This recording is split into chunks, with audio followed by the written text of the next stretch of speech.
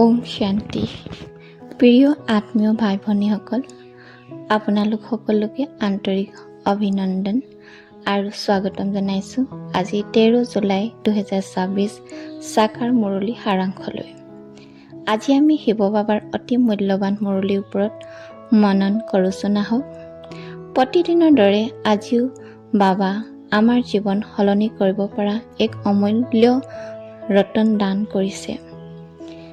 যদি এই মহাবাক্যবিলাক আমি শুনো আৰু জীৱনত ধাৰণ কৰোঁ, তেন্তে নিশ্চয় আমাৰ ভৱিষ্যত সম্পূৰ্ণৰূপে সলনি হ'ব।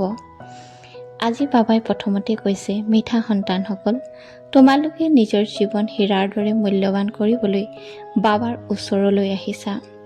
বাবাৰ স্মৰণৰ দ্বাৰাহে এনে জীৱন গঢ়ি উঠিব। কি সুন্দৰ মহাবাক্য। আমি সকলোৱে সুখ বিচাৰোঁ, শান্তি বিচাৰোঁ, সন্মান বিচাৰোঁ, কিন্তু বাবাই কৈছে এই সকলো লাভ কৰা মূল চাবিকাঠি বাহিৰত নাই, ই হৈছে বাবাৰ স্মৰণ। আমি নিজকে সুধিব পাৰোঁ, দিনটো 24 ঘণ্টাৰ ভিতৰত মোৰ মন কিমান সময় বাবাৰ লগত সংযুক্ত থাকে? নে সেয়া চিন্তা, ভয়, মোহ, দুশ্চিন্তা আৰু সংসাৰৰ সমস্যাত ব্যস্ত হৈ থাকে? যিমানেই আমি বাবাক স্মৰণ কৰিম, সিমানেই আত্মা পবিত্ৰ, শক্তিশালী আৰু সুখী হ'ব। স্মৰণেই আত্মাৰ খাদ্য, স্মৰণেই আত্মাৰ শক্তি, স্মৰণেই আত্মাৰ সত্যিকাৰ সম্পদ। আজি মুৰলীৰ মূল প্ৰশ্ন হৈছে, নতুন পৃথিৱীত উচ্চ পদ লাভ কৰিবলৈ কোনটো মুখ্য পুৰুষাৰ্থ কৰিব লাগে? বাবাৰ উত্তৰত স্পষ্ট, পুৰণি সম্পৰ্ক, মোহৰ পৰা বুদ্ধি আঁতৰাই কেৱল মোক স্মৰণ কৰা, সংসাৰত থাকিও মনটো মোৰ লগত সংযুক্ত ৰাখা। এইটো সংসাৰ ত্যাগ কৰা শিক্ষা নহয়, ই হৈছে মনৰ দিশ সলনি কৰা শিক্ষা। বাবাই কেতিয়াও কোৱা নাই যে ঘৰ সংসাৰ এৰি দিয়া।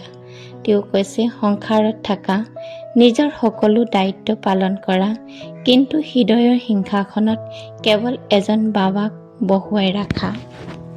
যেতিয়া মন বাবাৰ লগত সংযুক্ত হয়, তেতিয়া চিন্তা শান্ত হয়, ক্ৰোধ কমে, লোভ দূৰ হয়, মোহ ভাঙে আৰু জীৱনত এক নতুন পবিত্ৰ শক্তিৰ অনুভৱ হয়।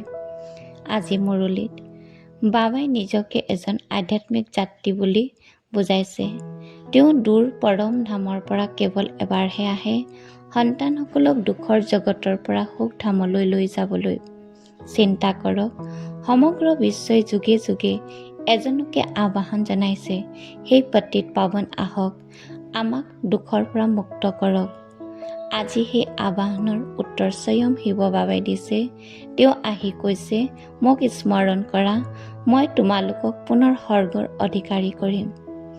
আজি বিশ্বলৈ এবাৰ চাওক, বাহিৰত উন্নতি আছে কিন্তু মনত শান্তি নাই, ধন আছে কিন্তু সন্তুষ্টি নাই, সুবিধা আছে কিন্তু সুখ নাই। ইয়াৰ কাৰণ হৈছে আত্মাই নিজৰ মূল পৰিচয় পাহৰি গৈছে। বাবাই আমাক পুনৰ সোঁৱৰাই দিছে, তুমি এই শৰীৰ নহয়, তুমি এক পবিত্ৰ জ্যোতিময় আত্মা। যেতিয়া এই স্মৃতি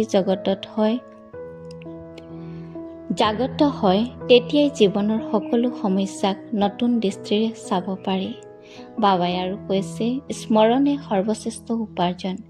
এই পৃথিৱীত মানুহে ধন উপাৰ্জনৰ বাবে দিন ৰাতি কষ্ট কৰে, কিন্তু ঈশ্বৰীয় পথত বাবাৰ স্মৰণে এনে সম্পদ দিয়ে যাৰ ফল 21 জন্মলৈ থাকে। কিমান আশ্চৰ্য! মাত্ৰ শুদ্ধ স্মৰণৰ যোগবলেৰে বিকৰ্ম ভস্ম হয় আৰু আত্মা পুনৰ পবিত্ৰ হৈ উঠে। আজি আহকচোন বৰদানৰ গভীৰ ৰহস্য বুজো। আজি বৰদানত কৈছে, এজন বাবাৰ মাজতে সমগ্ৰ সংসাৰ অনুভৱ কৰা অসীম বৈৰাগ্যধাৰী আত্মা হওক। যিজনৰ বাবে বাবাই সকলো, তেওঁৰ বাবে পৃথিৱী, ব্যক্তি, বস্তু, বৈভৱ আৰু মোহৰ কোনো আকৰ্ষণ নাথাকে। যেতিয়া আমি অনুভৱ কৰোঁ, বাবাই মোৰ সংসাৰ, বাবাৰ সম্পত্তি মোৰ সম্পত্তি, তেতিয়া স্বাভাৱিকভাৱে অসীম বৈৰাগ্য আহে। তেতিয়া বাহিৰৰ দৃশ্যক মনক টানিব নোৱাৰে, কাৰণ অন্তৰত বাবা সান্নিধ্যই পূৰ্ণতা দিয়ে। আজি শ্লোগান, শক্তিশালী অৱস্থা অনুভৱ কৰিবলৈ একান্ততাত আৰু ঈশ্বৰীয় ৰমণীয়তাৰ মাজত সুন্দৰ সমতা ৰাখক। যেতিয়া আমি নীৰৱতাৰ শক্তি আৰু বাবাৰ স্মৰণৰ আনন্দক একেলগে জীৱনত ধাৰণ কৰোঁ, তেতিয়া আমাৰ যোগ গভীৰ হয়, মন শক্তিশালী হয় আৰু প্ৰতিটো কৰ্মত ঈশ্বৰীয় সফলতা অনুভৱ কৰোঁ। আহক আজি মুৰলী প্ৰতিটো মহাবাক্য জীৱনত ধাৰণ কৰি নিজৰ জীৱনটো হীৰাৰ দৰে মূল্যৱান কৰি তোলাৰ সংকল্প লওঁ। ওম শান্তি, ওম শান্তি, ওম শান্তি।